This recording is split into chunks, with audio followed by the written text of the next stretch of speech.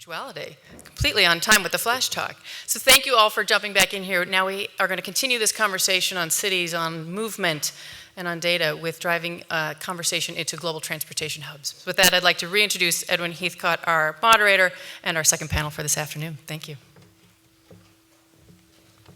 Sorry.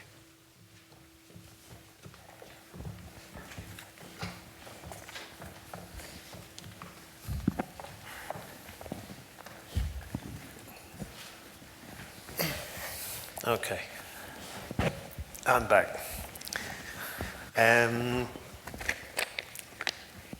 So this flows seamlessly from the last discussion, which ended on the automobile. We're on to global transportation hubs now. And we have Thomas K. Wright, the president of the Regional Plan Association, so the New York travel expert. Ginger Evans, the commissioner of the Chicago Department of Aviation.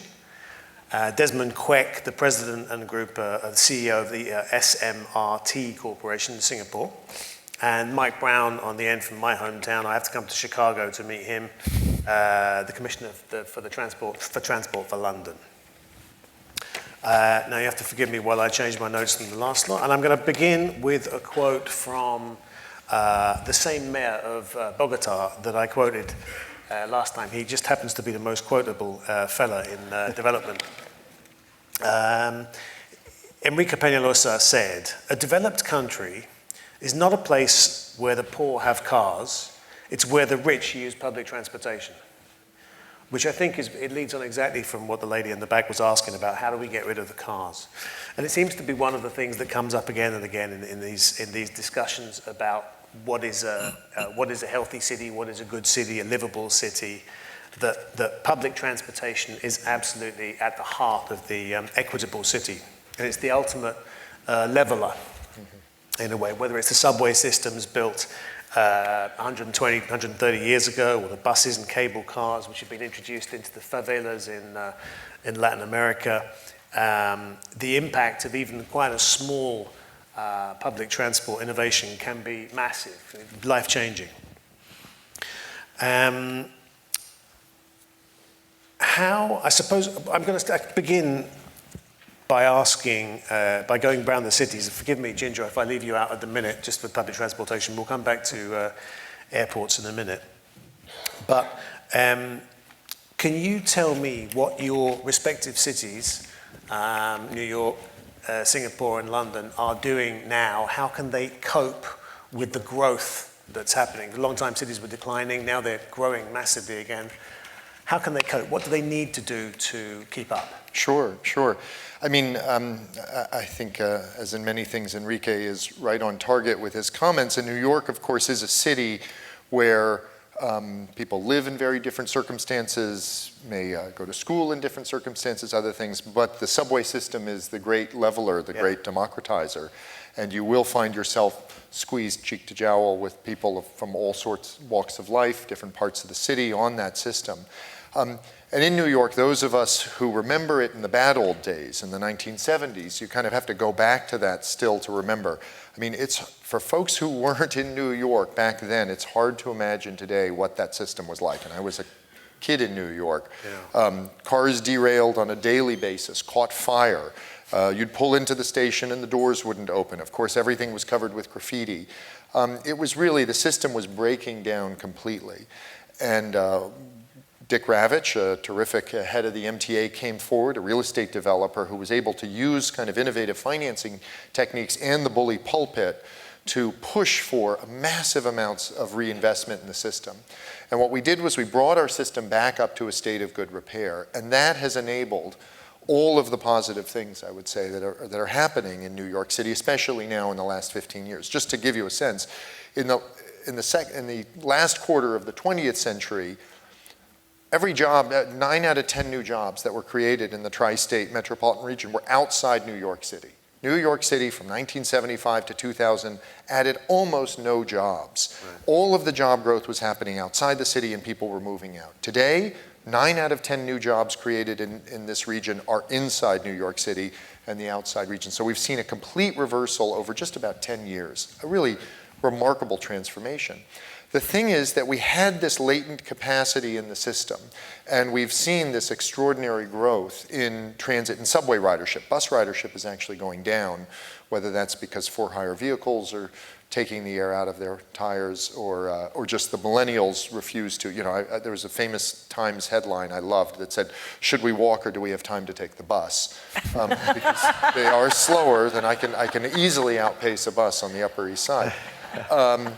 So bus ridership is down, but subway ridership, commuter rail, it's all been growing rapidly. The thing is, there's a hard barrier on just how many people you can physically fit on a train. And these days, at 7 o'clock in the morning at Times Square, it's just a mob of humanity. Yeah. And so we're gonna find ourselves, I think we're gonna keep trying to squeeze capacity out of the system with better signaling and other kinds of capacity upgrades.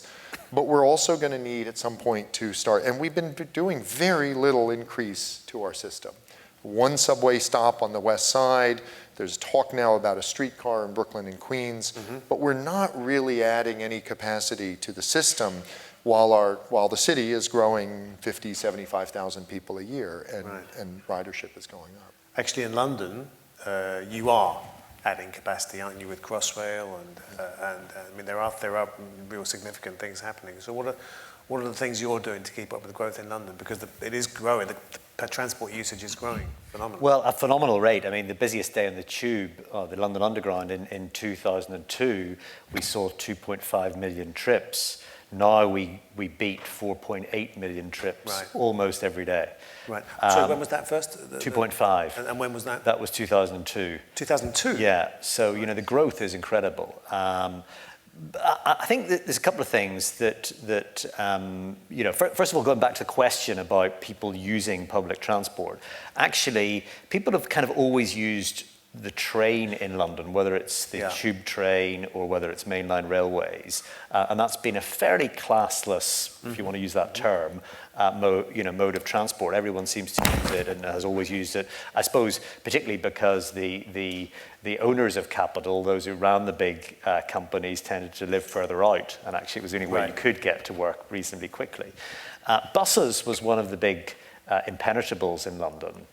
And that was for two reasons. One is, if you go back to the beginning of Transport for London, when we were first set up in 2000, it was pretty unreliable. You just, going back to Tom's point, if you saw a bus leaving the bus stop you were approaching, you would have given up, because there may or may not have ever been another one popping along. Now, the frequency of buses is much greater. The other thing that's been really helpful, of course, is the innovation in terms of information.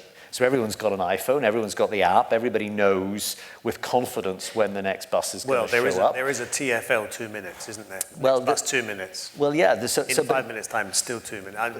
But actually, it's even better than that, because we don't even produce most of the apps ourselves. We let the data out for free in the public domain, because I recognize that actually we don't have young enough or bright enough people to write apps. Right. We just don't. I mean, no offense to the rest of my team if there's anyone here, but we just don't. And therefore, allowing that out in the market, the information is key. The frequency of buses when they arrive is key. People having the confidence that they will get to where they need to get to is all about it. And also, people knowing they're headed in the right direction. It sounds like a really obvious thing, but a train is kind of easy. There's a big thing in the front that tells you where the end of the line is. And you look at a very simple map, it tells you where you're going. Buses have steering wheels. It's quite complex. People often have not been confident enough to use buses.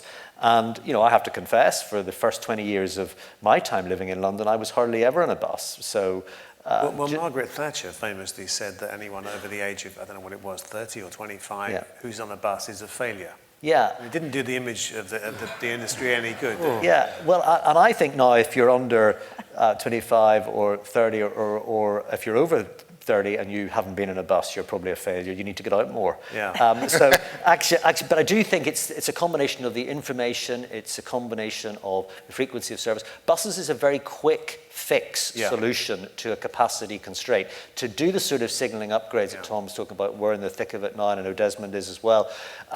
To buy new rail cars, new trains, or whatever for a subway system, that's quite a long lead time. You can buy buses, put them on the streets, really within a few months if you get your act together, and that can make a real material difference to pinch points, to particular problems on your system. Yeah.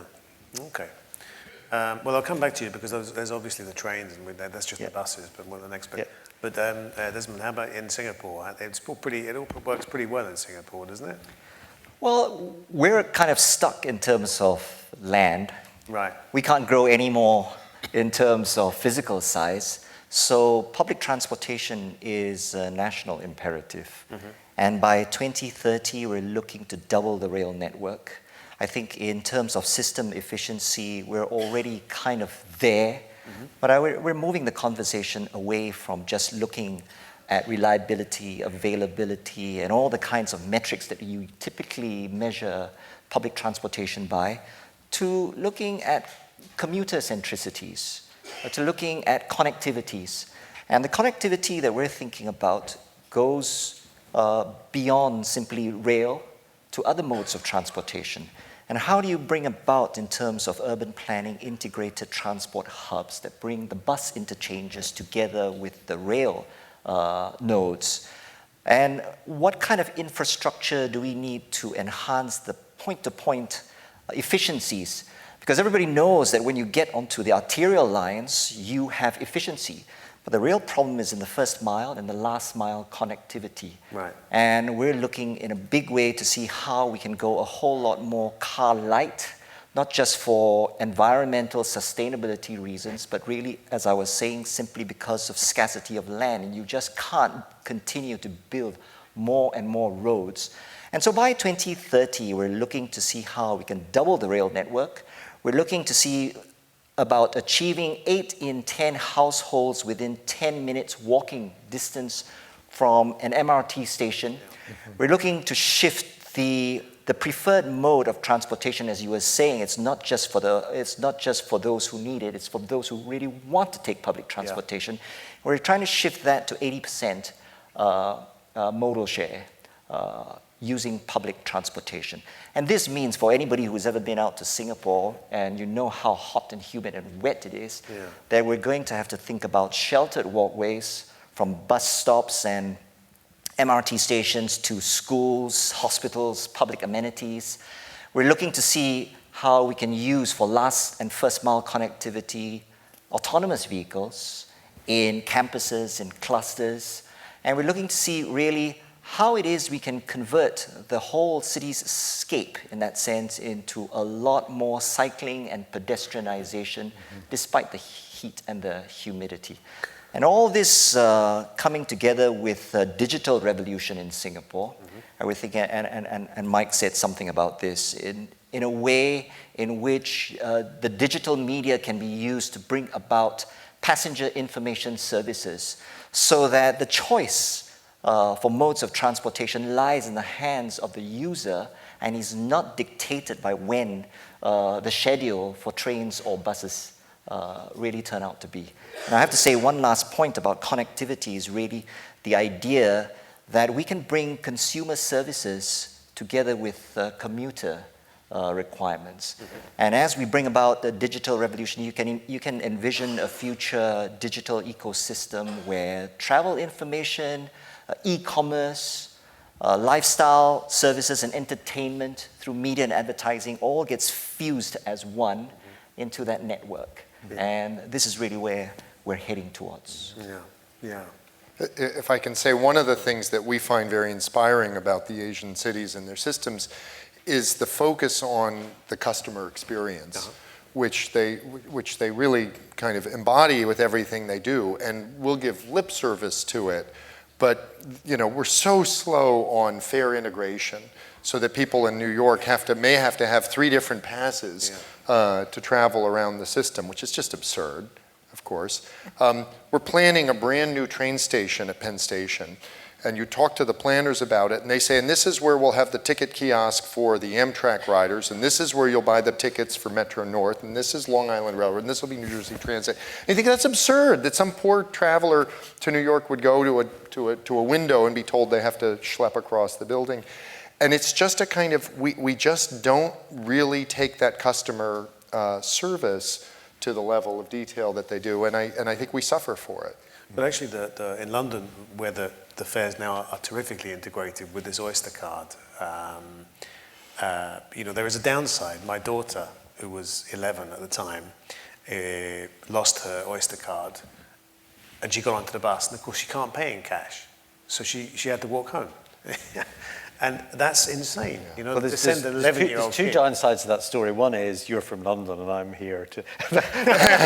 and there's the issue with your daughter. But it's true. I mean, the only answer to that is, though, I think it's taking on that technology a step forward. Actually, Chicago system is doing it here and other systems around the world. But in London, we've had an amazing success with contactless bank cards, where basically you just touch your bank card, which, as long as it's got a chip in it, which increasingly is emerging in the States, took slightly longer in the States, but and you don't have to buy a ticket at all, because my view is, never mind going to 3 different kiosks, why go to any kiosk? Absolutely. Why would anyone want to convert their currency of US dollars, or in my case pounds and pence, into a ticket? Why would anyone want to do that? Why not just use a bank card that's already in your wallet and not bother? Now, for kids, we still have to find a solution to how that works, but it's got to be possible. We've got to be able to make this happen, and even if it's you having a subsidiary card that your daughter is able to carry around, that's the kind of thing we need to get to. Yeah.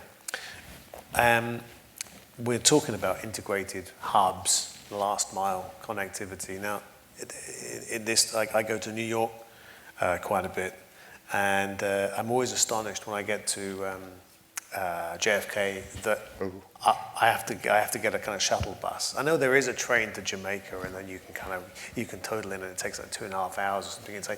But there is this kind of strange disconnect in the States between air travel and public transportation. And now that the lady in the audience earlier was saying that she's got rid of her car. I wonder if is this going to change? Is this because people fly a lot here? Right. It's true. We had a delegation from Italy here a few weeks ago, and in conversation with the trade minister, he said, I love Chicago. It's a great city, but your traffic is worse than Rome. You need a train to the airport. Yeah. And I said, well, we actually have one. We do have CTA service to both of our airports, but we desperately need an additional train service. And so we are exploring an express rail system between O'Hare and downtown, and it is an imperative. And everyone I talk to from Europe and Asia completely understands that. Yeah. And everyone in America says, gosh, it seems like why would you do that? It seems kind of hard. So developmentally, we have been really slow to that. Now, there has been an accelerated connectivity with rail. Denver just opened a rail system at their terminal, which I planned 20 years ago. Right, okay. St. Louis has one, Atlanta has one. So it is coming. It's taken too long, but it's here. Yeah. Right. We had a very interesting issue a very interesting issue in London with a new runway. We're without a new runway, actually. Sorry? Without a new runway. Without a new runway, yeah. So we've been dithering about this new runway that we need to build, whether it should go at this airport or that airport.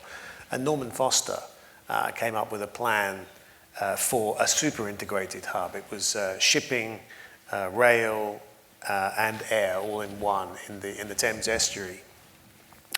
He's saying that, well, why build another suburban runway when you could just build something in a kind of industrial area, really quite empty, which actually ties everything together and would sort us out for the next 100 years.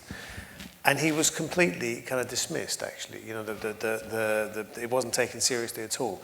And I didn't quite understand why not. It seemed to me an extremely intelligent solution. Maybe you could tell us why it was never really taken seriously. I think Ginger will know more about this topic than me, but I think for me, part of the reason that those very long-term projects don't get enough airtime is just because they are very long term. And the problem with Heathrow and with London airports is right now.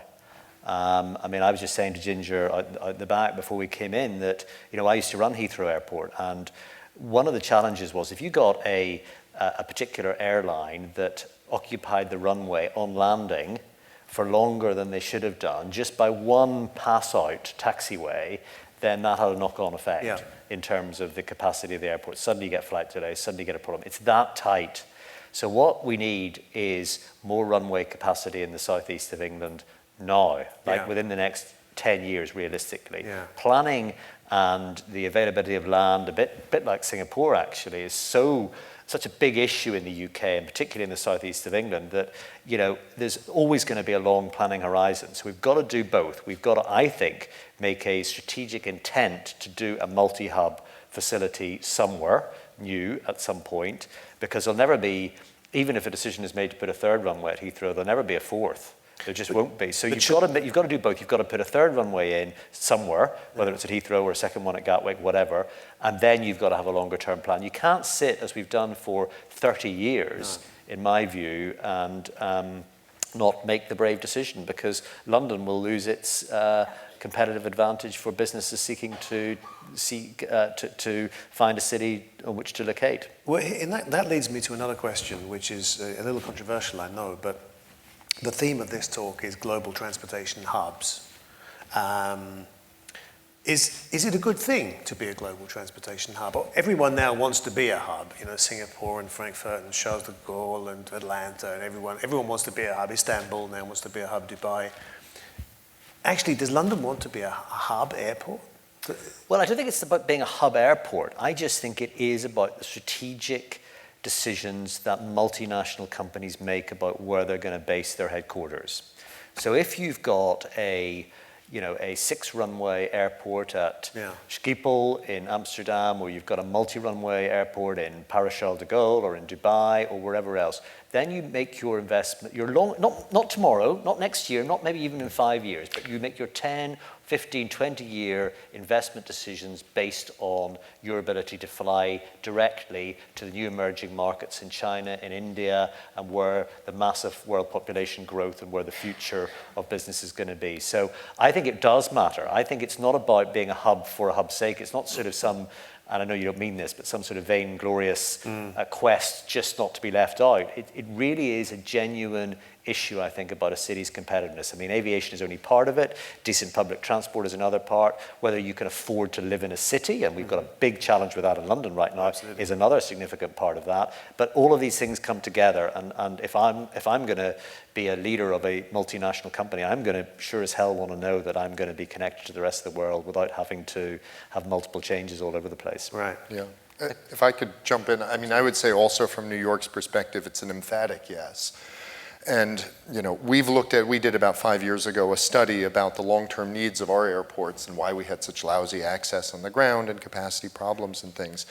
And when you track the economic growth of our region, it correlates completely with air travel growth. And when we look at the future economic activity... But is that cause or effect? Whichever one it is, we're concerned that if we have about 110 million annual passengers a year coming through our 3 major airports right now. And we are really coming up against, once again, the kind of the ceiling in terms of what we can provide. There's a worry if we don't have capacity to get to 150 million annual passengers over the next generation, that we will lose out economic activity. And part of it, to be clear, is not just global finance or other things. I mean, New York has been in a very concerted effort over the last 25 years to diversify its economy. And one of the great success stories, we've done very well with the tech, and the other that we've done very well with is hospitality. And we have, I think, over 50 million visitors coming to the city on an annual basis today. And they spend money, and they employ people. They're not high-paying jobs, but they're jobs that are available to people with lower educational standards and attainment. And they're really important. And if we can't bring those people in, And what we've discovered is, we've tracked also, we looked at whether we should shift people to further out airports and build a kind of mega airport somewhere. There's one sitting in the middle of the Hudson Valley. And people will not travel on the ground for that. They value their time too much. They just, the travelers have expectations that need to be met. And it includes a direct transit link to it and an easy way to get to the airport, so you don't have to leave 4 hours in advance because you're worried about either traffic, getting under a river, or security. I think it's absolutely, the data is completely undisputable. It's not, there's no status quo option. It's grow or die. Yeah. That's just a reality. I mean, I love London. I love Heathrow. It's been such a marvelous center for trade and ideas for so long. But they are under threat. They're under threat because they haven't moved forward in 30 years. And if you look around the corner, they have competition.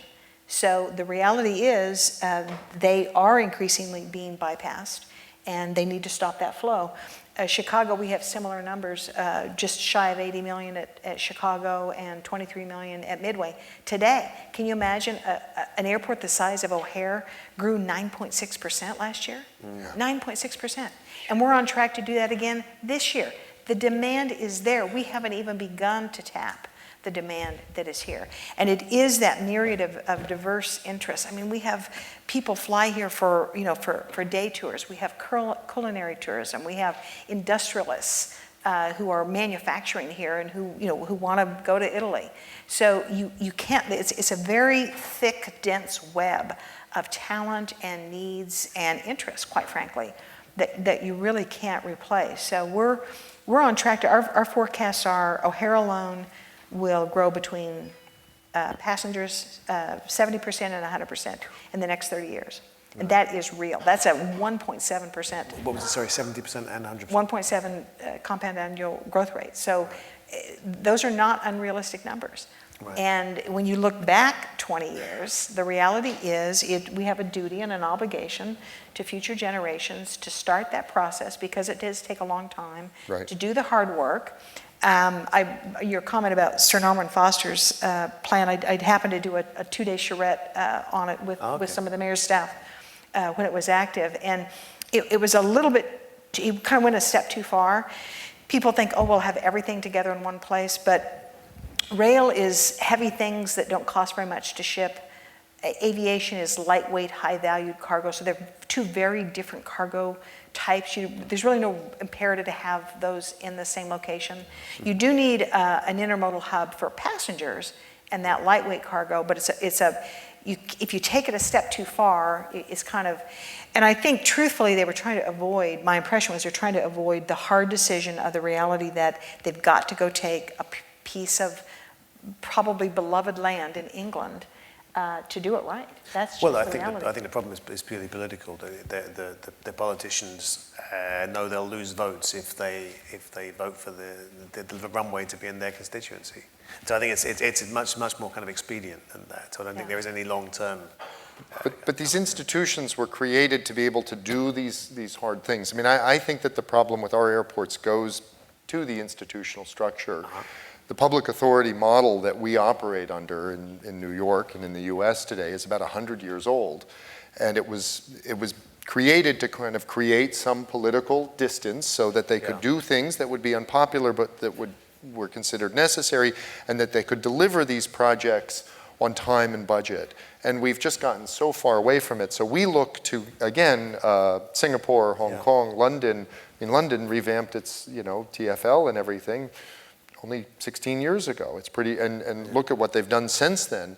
And so we've started to try and create a conversation in New York to say, maybe we ought to be looking deeper at the problems. It's not just that we don't have a link to Kennedy Airport. Why don't we have that link when the airports make tons of money? Yeah. The airports are enormous cash cows, but they're subsidizing other things, and politicians are unwilling to make some tough decisions. But it's a very interesting point, just to pick up on that, because London is far from perfect. The UK is far from perfect on this, and I think one of the real challenges is that democracy doesn't work very well in this context Yeah. of making. So you kind of said it. I mean, democracy is probably the best of any system, I guess, but it has its flaws. And the flaw particularly is that a major investment decision never or rarely fits with the democratic cycle of politicians being elected or not being elected. So one of the interesting things in the UK we've seen recently is the formation of a so-called National Infrastructure Commission, which is around trying to take those strategic long-term investment decisions, both nationally, but including London, away from the sort of fiddling around that you get from, as you describe, politicians who have got particular local or short-term interests. Now, that's been quite an interesting experiment that we're just kicking off, but I think that's one of the things that cities around the world are going to have to start addressing, because otherwise, we could be sitting here in another 30 years' time and there could be, no extra runway capacity in London, or we could be sitting there with, without Crossrail 2 or Crossrail 3 or whatever we're going to need in a London context to move the sheer number of additional people we're going to have in our city. Well, in a city-state like Singapore, it's almost a national imperative. There is no choice, really. So you really have to think of being relevant as a transport hub, both externally and providing that infrastructure internally to facilitate all of that business flow. Otherwise, there is no significance in being an island state in the middle of Southeast Asia, connected to nowhere. And we can't exist for ourselves. With 5 million people, it makes no sense to exist in terms of a domestic market when you can think about a 500 million population just in the immediate neighborhood, and that connectivity, 6 hours away, you're in Beijing, or you're in Delhi. Another 6 hours to the west, you're in the Middle East, and 6 hours to the south, you're in Australia. And so it's logical for Singapore to think about itself as a global hub that centers on its location, both in terms of aviation as well as the maritime space. Otherwise, there's absolutely no point in existing. But with your system, you have a much more decisive policy. So I know it's democracy, but it's a slightly different kind of democracy. So when Singapore needed a new airport, they just reclaimed the land for it. Now, in a way, there's nothing stopping New York doing that, really. Singapore is the absolute pioneer in this. It's incredible to just create land like that.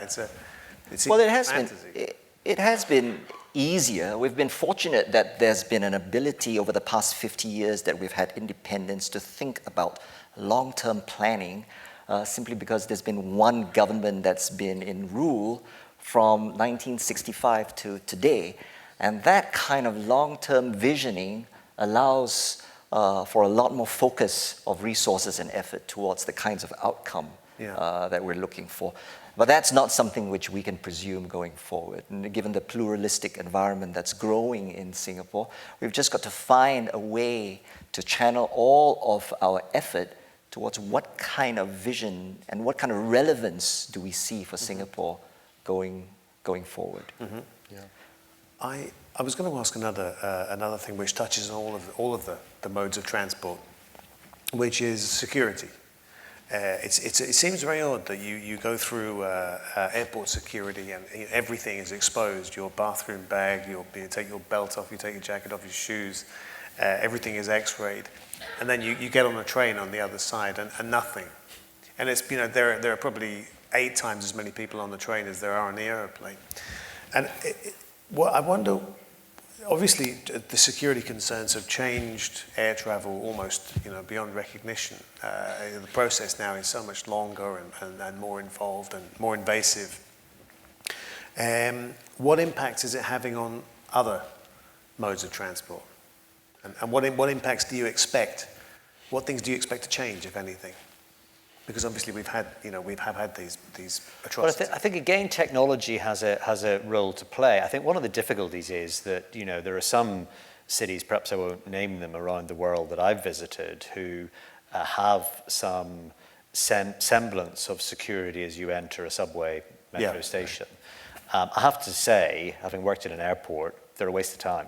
Yeah. Absolute waste of time. I think there is a statistic. Is this right, Yeah. actually? I need to ask you whether this is right. This is my opportunity, that the X-rays, all the X-rays in all the airports in all the world haven't ever once detected a single bomb. Well, I don't know the answer to that. Ginger might know the answer to that. Well, but the current system is it's like treating a symptom instead of the root Yeah. cause. To me, it's a little bit of technology which probably already exists. Yeah. But more importantly, it's a lot of data. Yeah. And a good example is the Advanced Passenger Information System that U.S. Customs and Border Patrol has. The system works beautifully. The data is beautiful. Now, we're one of only 2 U.S. airports that has FBI at the airport. Yeah.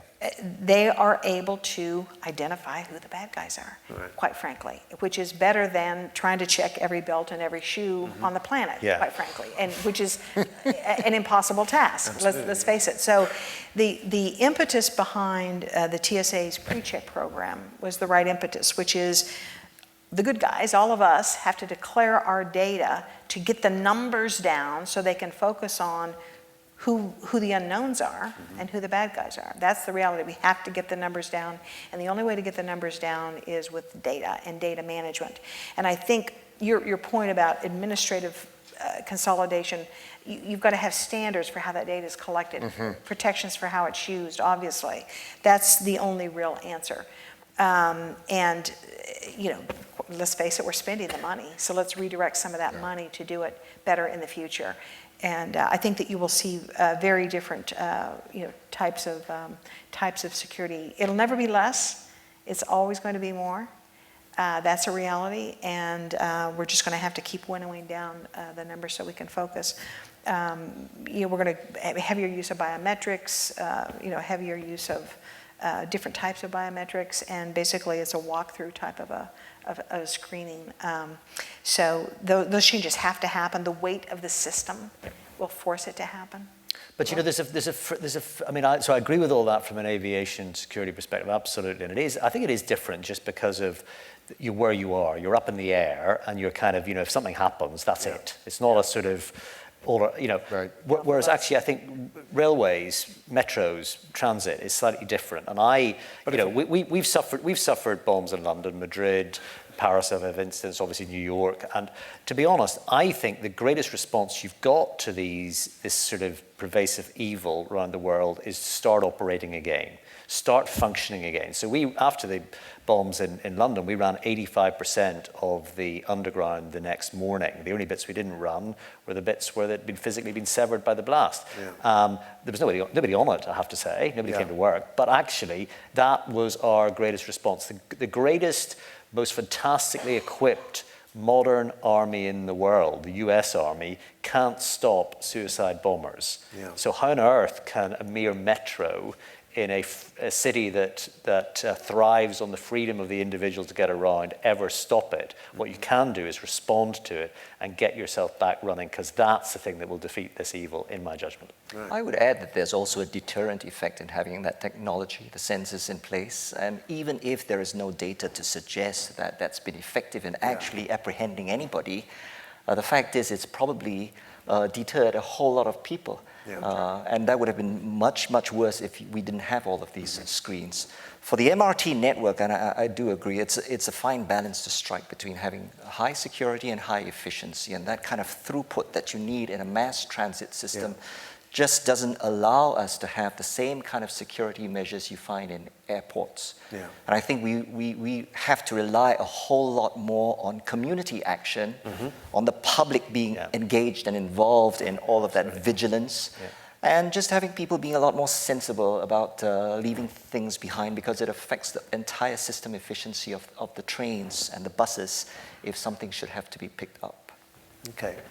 The only thing I'll say, I'll take this in a slightly different direction, agree with everything they said, but when we think about threats to our system these days, we're also very much thinking about climate change, of course. All 3 of our airports are going to be underwater in 50 years if we don't figure out some way to buttress them.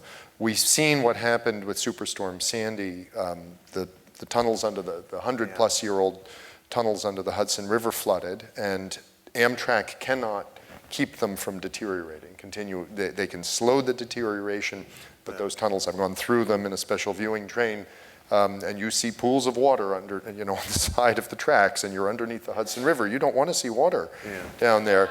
And the MTA is going to have to close the L subway line probably in a year or two. 300,000 riders are going to have to figure out a new way to get from Brooklyn into Manhattan and vice versa.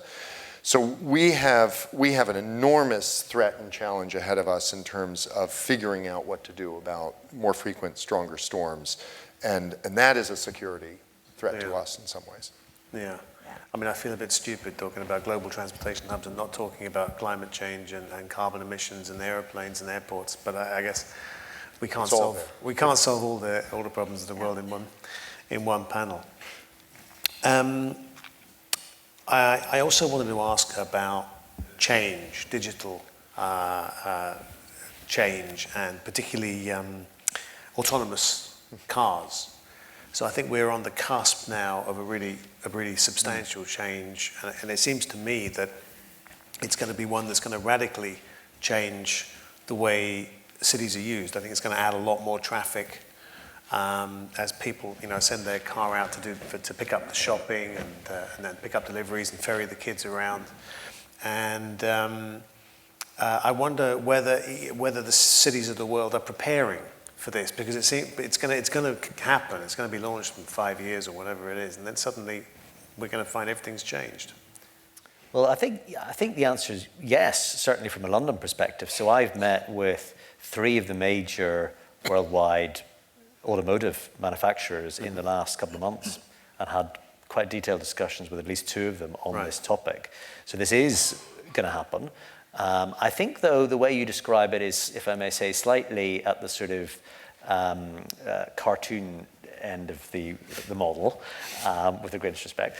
I think it just starts to blur the divide between what has conventionally been described as public transportation and personal transportation. And I think what we will see as this evolves, it will be disruptive technology, there's no doubt about it, but what we will see is that blur starting to be really, the divide would be much more blurred between the two. And we were just talking again, Ginger and I outside, we were really solving the world's problems outside. We were talking about, kids today, I don't know what stage, I guess 16 or 17 people, young people get their driver's license or get the opportunity to drive. Well, they don't want to do it anymore. I mean, if you live in a city, why would you want a car? Yeah. People, dare I say it, of our type of generation still buy a car that is based on our most extreme high-end usage. So, in a UK context, you've got somebody who lives up in the north of England or Scotland that you go and see once a year. And you're worried it might have rained the night before. And the laneway to their house might be wet. So you buy yourself the top of the range 4x4 vehicle just for that one trip a year. Right. And you never use it. In 5 years, you never need to put the 4-wheel drive in place, but you've bought the high-end vehicle. I think this type of technology with driverless vehicles, with being able to get on an app and access a vehicle for your personal use or for shared usage within 2 or 3 minutes outside your front door, is something that is going to transform what people use for different parts of their travel experience. They might not use it to get to work because of road congestion or because actually the metro or the bus might be the fastest way. But I think increasingly people are going to look at that whole range of options that become available to them in a much more holistic way. A bit like, when you walk along a supermarket or I guess you say grocery store aisle, and you look at 5 different types or 500 different types of mineral water, for goodness sake. I mean, it's water, isn't it? What is the difference between this bit of water, with the labels taken off, I notice, or any other type of water? But that's where we're going to get to. Right. Well, I think it's going to come about with a generational change in attitudes towards ownership of cars. Mm-hmm. Well, I'd say that in my generation in Singapore, ownership of a car is an aspirational thing. You treat it as a symbol of your success. You've arrived. It's not just a need, it's a want. One of the 5 C's that people talk about, in addition to cash and credit card and condominiums, would be a car. And the fact that cars are hugely expensive in Singapore I think probably the most expensive place in the world to own a car would be in Singapore, because even before you can own the car, you have to own a piece of paper that entitles you to actually go and get a car. And that piece of paper, which we call a certificate of entitlement to have a car, can cost you today anything in the region of about 30,000 US dollars. Wow. Just for the piece of paper, and you haven't even got the car. And well, all of that psychs society up, if you like, to treat the car as a status symbol of success. Now that's going to have to change, and happily that's changing, because my children are no longer quite as interested in owning a car as I used to be. But the answer to that must come from, at the same time, having a public transport service that's top class. It's really got to be right there where you want it. And I do like the idea that it's public transportation, but we're shifting from simply mass transportation to personalized transportation.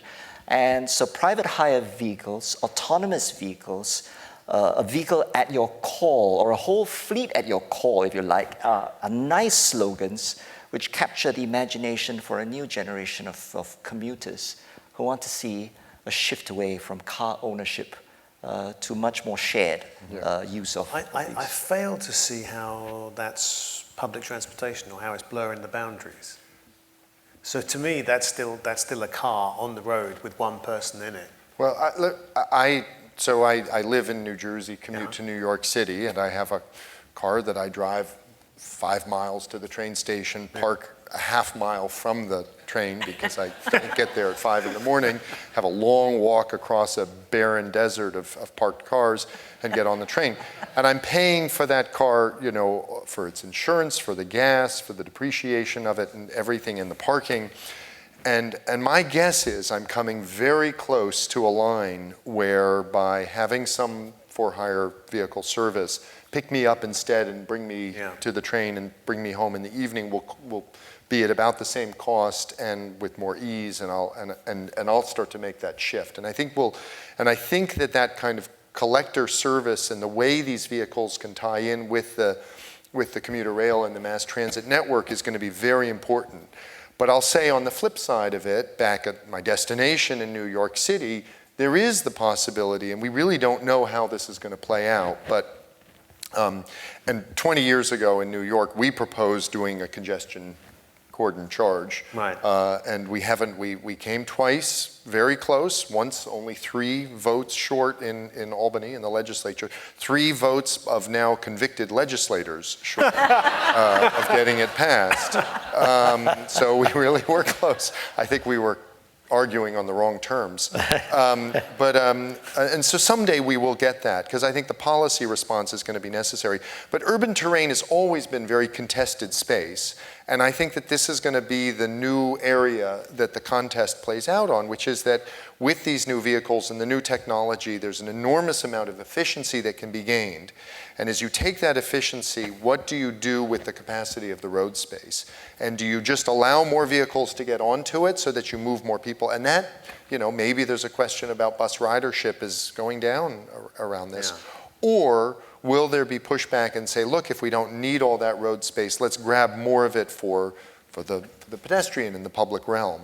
And I love the idea in the earlier panel about combining parks and transportation. I'll go propose that in New York. Yeah. But I think that this is going to be, the critical issue is going to be, will the political structures and the institutional structures respond quickly enough to this? Because if they don't, if they stay static, the technology will run ahead and we'll get some result without having any intentional plan to it. And that's what I think it's up to us now to do, is to try and stay abreast of this, or get ahead of it if possible, and see if we can't figure out what we want to do with the new capacity and the new technology. But the reason I talked about the blurred line, just to get back to you on that, was because actually private hire starts potentially becoming semi-private hire. So Desmond refers to private hire, but actually with autonomous vehicles, actually it's already happening. I mean, Uber Pool is now doing just that. It's actually consolidating passengers where they agree to pay a discounted rate to actually travel with other passengers who are going to the same subway station or whatever it happens to be. Now so it's already happening, and I think we would be very narrow in our forward-thinking if we didn't imagine that autonomous vehicles will just extend that still further. Now, people will have a choice. People can always, of course, privately hire for their own use or just for them and their partner or their family or whatever. But I do think this is definitely going to transform some of our preconceived differentials between personal transportation and public transportation. Okay. And another capacity gain associated with a higher technology device like that is that it will have better capability to utilize technology in the roadside itself. So we've got this fixed width of certain lanes with, by the way, some pretty wide shoulders in some cases. Yeah. And so the ability for the roadway to become flexible and talk to those vehicles and adapt in accordance with peaks and patterns will be higher. So there will be another capacity bump from that technique, and the U.S. has rolled out standards for connected vehicle technology. So the states are now starting to roll that out. And I have a lot of confidence in our state DOTs. I think they will coordinate and do it right. I really do. Okay. Yeah. I have one more question before we put out questions to the audience, but that is, what can transportation do for the city beyond the obvious? So how can cities recapture some of the wealth that's created when there is this huge investment in, for argument's sake, rail lines? So in the 100 years ago in London, a private developer would build a rail line, effectively, and buy up the land around the side of it.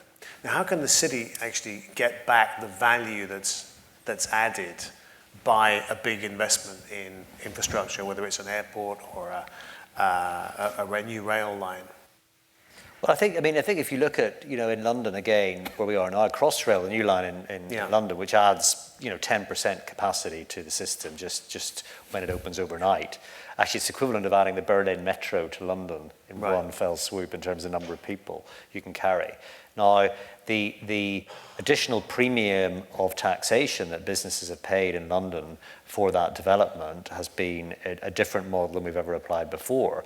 I think if you look at, you're absolutely right about land value capture going forward and the differential of business rate growth that you get because you've got good transport links, the benefit of housing development, hopefully increasingly made up of some affordable housing as well, so that you get the city becomes livable not that people have to live so far away, or they're still living with their parents when they're 43 or whatever.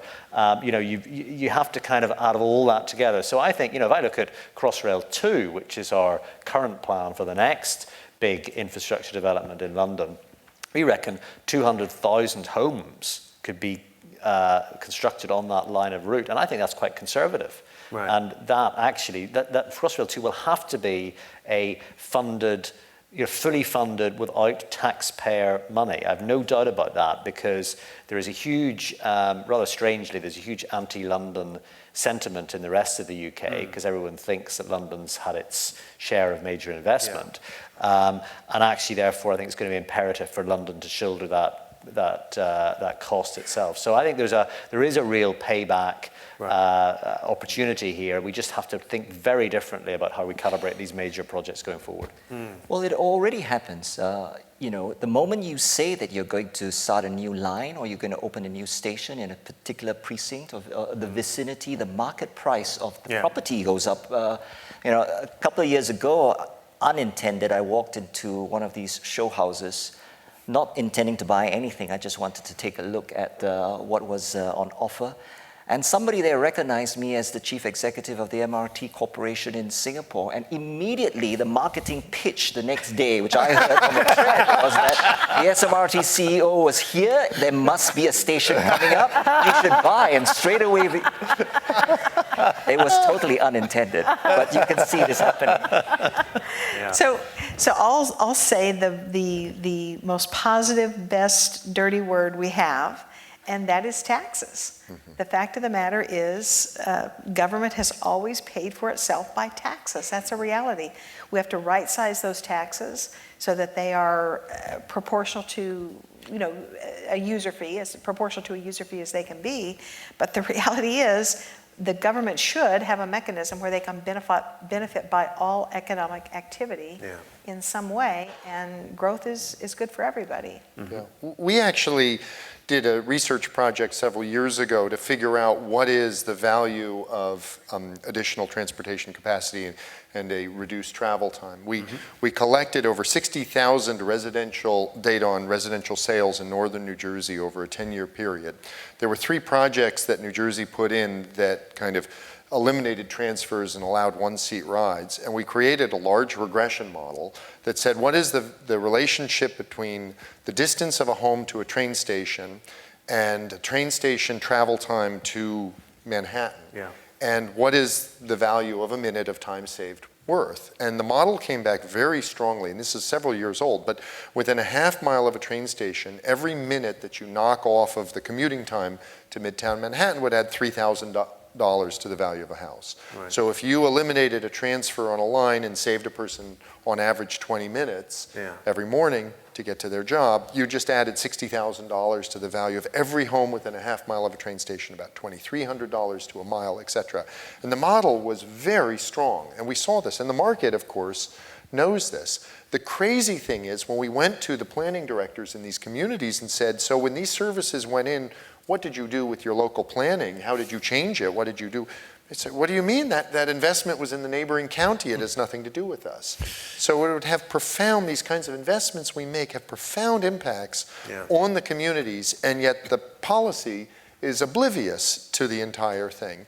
And so we have to figure out how to do that again. In New York, we've built this new train station on the west side, on the number 7 line.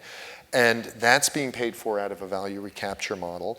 And there's now a proposal to build a new streetcar in Brooklyn and Queens on the waterfront that would essentially be paid for completely out of the incremental property tax generated by it. And I think that'll work.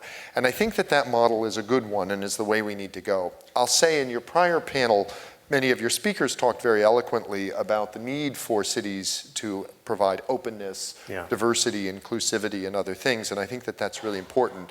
And so one of the concerns we have, even as we are trying to ramp up capital investment and create more of these kinds of projects, we're worried, of course, that if the only projects that move forward are the ones that are going to generate these kinds of returns and values, they're not going to be projects that are going to benefit the parts of our communities that need it the most. And so there's a worry there, and we have to figure out how to make sure that the projects and the way we do this doesn't leave certain communities out. No, that's a good point. That's a good point. I would just add that, of course, there is a question of how to capture that value. And if the capturing of that value is in a different domain, and a city government isn't able to make use of the appreciation of value from that particular opening up of the transportation line, then there is a question of how do you finance that infrastructure in the first place. So this whole question of the global financing for public infrastructure, in particular transportation, is a key question. Yeah, we did an analysis of essentially what it would cost and what it would deliver if we built a new tunnel under the Hudson River. And we figured out what the time savings would be from all of the train stations in northern New Jersey, and then we counted up the number of homes within a half mile, 2-mile radius. And if you added up the time savings and if the relationship held, you were essentially adding to existing homes about $18 billion of additional value on a $12 billion investment, which is to say for every dollar that we spend digging the tunnel under the river, we put $1.50 in the pocket of a homeowner in New Jersey, saying nothing about the new jobs, the commercial taxes and other things that would be generated. But there was no feedback mechanism. There was no loop to provide that. And so the project famously 5 years ago was killed by Governor Christie, saying that he didn't have financing for it. It's crazy. That's interesting. Okay. All right. Well, I think we've covered a bit. Maybe we can cover some more via your questions. There, please. One of the questions I want to have is, where does freight fit into all this? not only are we talking about I can answer that. It's on the train in front of you when you're on any Amtrak train. It's right in front. Easy. freight is going through quite a bit of revisions too. There's a lot of effort now for 2-hour delivery windows in urban areas. One of the big issues in Chicago is how do we make trains go through faster? How does freight fit into this public transportation description you have? Mm-hmm. That sounds like, let's start with I'm in aviation, but I obviously follow transportation.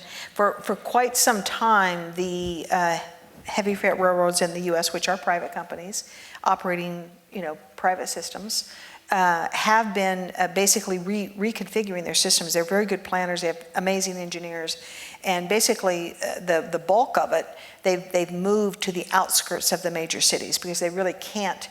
Yeah. There aren't enough grade crossings. I mean, famously, Alameda Corridor at the time was the largest infrastructure project in the U.S. From the Port of LA. Which one was that, sorry? Alameda Corridor in Los Angeles, from the Port of LA inbound. They basically had to depress it. Very expensive project, absolutely worthwhile doing. Mm-hmm. But most of the freight corridors, they had options, and the option was to move their mixing yards and their sortation facilities and their automobile storage facilities outside the major metropolitan areas. And I think from an efficiency standpoint, and certainly from a cost-benefit standpoint, that was the kind of big move. Now, obviously, to feed a major metropolitan area, they then, the big fixer is, of course, trucks or lightweight vans. So you have to have that exchange facility. There's an interesting little airport near New York called Allentown. Uh-huh. And I went there because I built a bunch of hangars for the New York sports teams. And what they had figured out was if they went on I-80 to Allentown, even though it was 80 miles, they weren't in the New York airspace. Yeah. So they could always get out. They knew they could always get out. So if they put them on these really nice vans, go to Allentown. Well, Allentown, it turns out, is a huge feeder for New York. I mean, it is acre after acre of these big shipping yards and sortation and manufacturing devices, basically backfeeding New York. And so I think it's the freight companies, the rail freight companies in the U.S. take care of themselves. They're very good planners, very good engineers, and very interested in connect times and efficiency. And I think they're planning their systems with a series of a modal change into the urban centers, rather than trying to make the necessary upgrades to be able to move efficiently through the urban centers like they did years ago. That creates some opportunities in the urban centers, because that was real estate that can now, at their discretion, be repurposed for another new economic gain for their benefit and the public's benefit as well. Okay. Is anyone else burning? Well, the only thing I'd say is I think road freight as well as rail freight is a big deal, and I think in increasing cities, the timings and the consolidation of freight deliveries is going to become more and more pressing. I mean, if anyone wants to be honest enough and raise their hand if they haven't had a package delivered to work in a central city location, I can tell you that package probably, if it's anything like the UK, comes in a small white van, and yours is the only package, and that's creating congestion on the road. And actually that needs to be properly consolidated, because it's very important that you don't have to queue up in line on a Saturday morning to collect your package because you weren't in on a Thursday. But actually there must be a better way of doing this. That's just one small example where we've got to get better as the whole logistics industry, I think, in sorting this out. Okay. Any others? Yep, there's a lady there. Black top.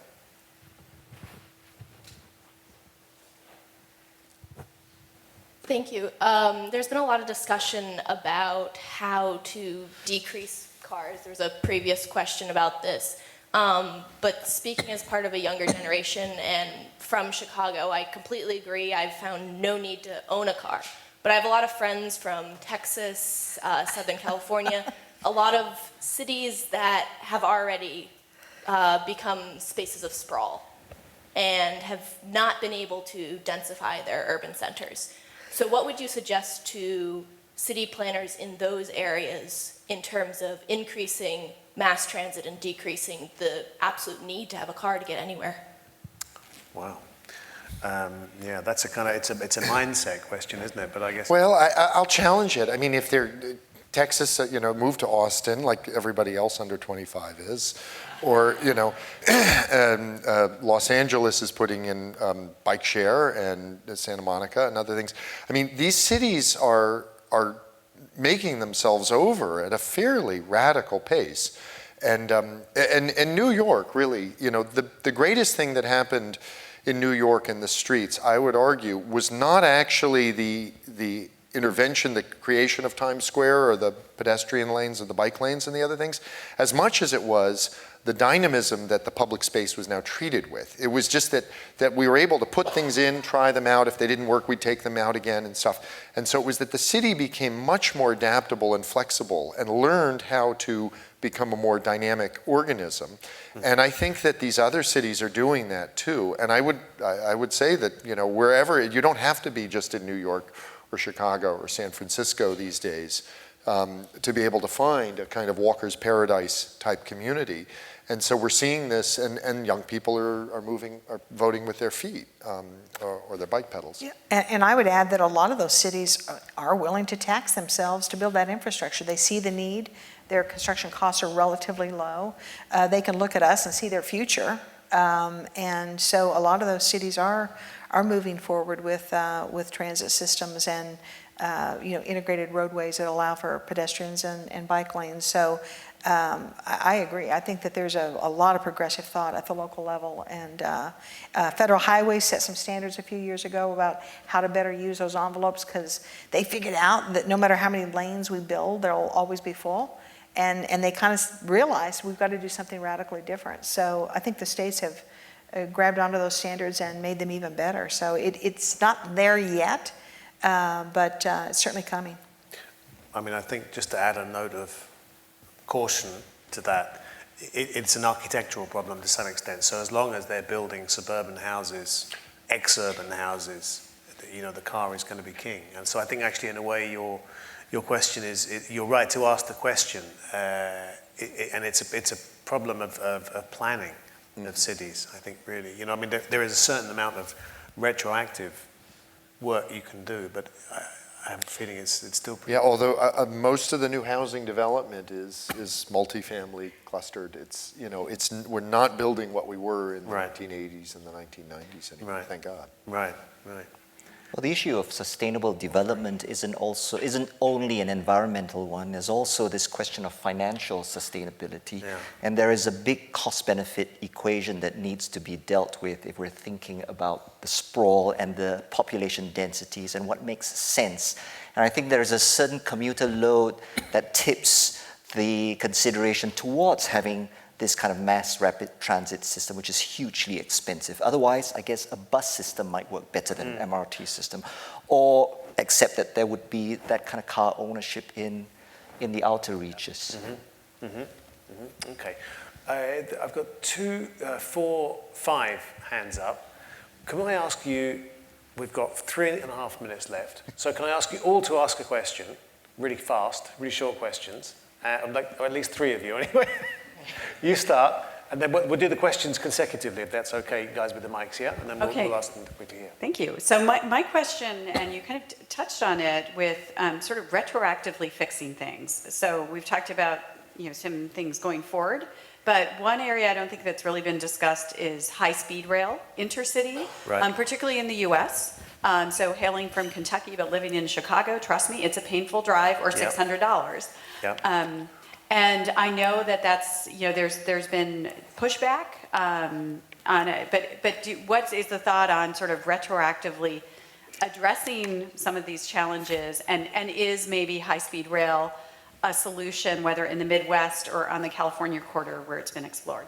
Okay, right, that's number 1, high-speed rail. My pen's run dry, so I'm going to have to remember these, yep. Hi, building off Commissioner Edwin's paradigm about aviation hubs, and if you're not growing, you're dying, you have to grow to die. Same kind of theme you were just talking about with transit. Are cities who are not investing in transit going to die? i.e. must we be investing in transit and increasing our capacity in order to capture all the growth? Oh, your stuff. Thank you. Okay, yep, got it. And then finally, I think we'll have, there was one more. Yeah, lady on the edge there. So my question is there a role for bus in future global cities? And if so, what is it, especially with the rise of autonomous vehicles and rideshare? And how do we allocate the public space, the public right-of-way fairly? Okay, great. Let's stop there. I'm sorry if I have to disappoint you, but let's stop there. So, high-speed rail. Who should we go to? We'll go to London for high-speed rail. Well, yeah. I mean, I think high-speed rail has got to be the answer. I mean, it's the large distances that people have to travel in this country in particular. The country is a continent pretty much. It absolutely lends itself to it. So definitely, it is a really significant investment option. Anything that avoids the nightmare of short-haul flights has got to be the right thing to do. And, it's not sustainable for people to want to go in their car to travel these long distances. So absolutely, it's got to have a real future. Why has it not taken off here? This is a country that was built on the railroads. Why has it not? Well, Amtrak has been needed to get its house in order and get credibility, and it's been kind of kept under lock and key by Congress. And every time that they improve things, Congress would reward them by taking away more money next year. So it's been a real problem. Look, we did a study. High-speed rail is absolutely critical, especially. And there was a great piece about in the Times, an op-ed a few weeks ago about kind of mega regions and the emergence of this, that it's networks of metropolitan regions that are going to be the future of the global economy.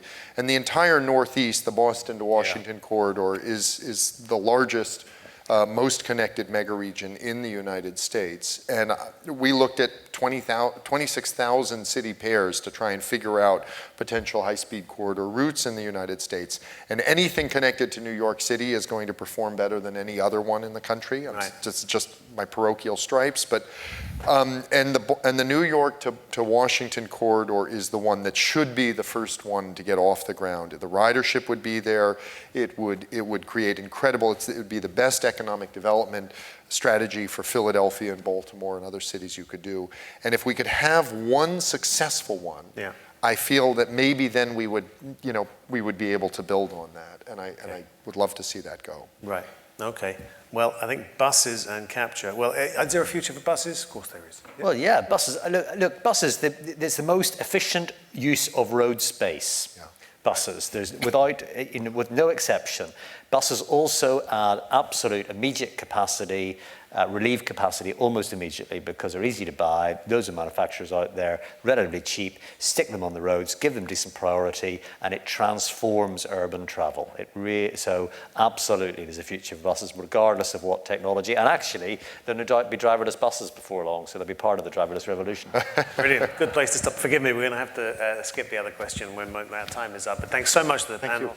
Thanks so much to you. I appreciate it. Thank you. Thanks. That was great. Thanks so much. That was exactly right. That was so good. Thanks so much. Wonderful. Thank you.